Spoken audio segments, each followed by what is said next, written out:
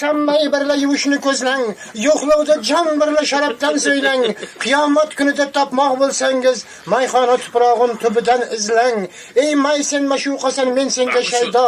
Shunday ichamanki o'lsam ul sharob, hidi mazorimdan chiqsin gurkirab.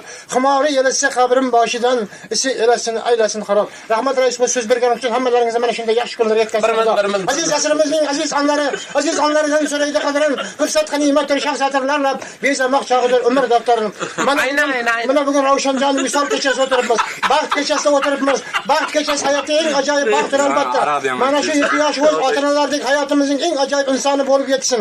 Hayotimizga bo'lsin olim, bo'lsin ajoyib inson.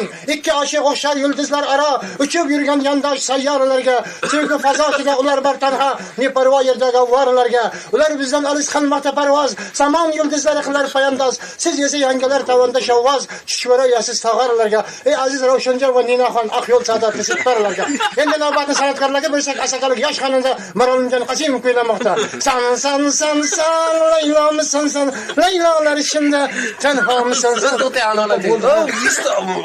Pirvalda aytibering, pirval. Araqvatkayev Namangan shahrida reysga pavorot natijasida bortdan uchib ketib, g'ildirakning tagida jvarmaklarcha halok bo'ldi.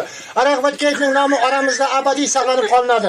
Araqvatkayevning katta xalalari bo'lmish Raqatay Shampanskiy, o'g'illari bo'lmish Ruski vodka, qizlari bo'lmish Partvino, jiyanlari bo'lmish Vilaxon Skoyxoyeva, Rossiyalik qarindoshi Samadon Balmatuxovlar chuqur ta'ziyat qiladilar. Ta'ziyat qilib 3 kishi alkogollar tashkilotining raisi Sativoldiyevich Chuvardi Qusuvardiyevich degan.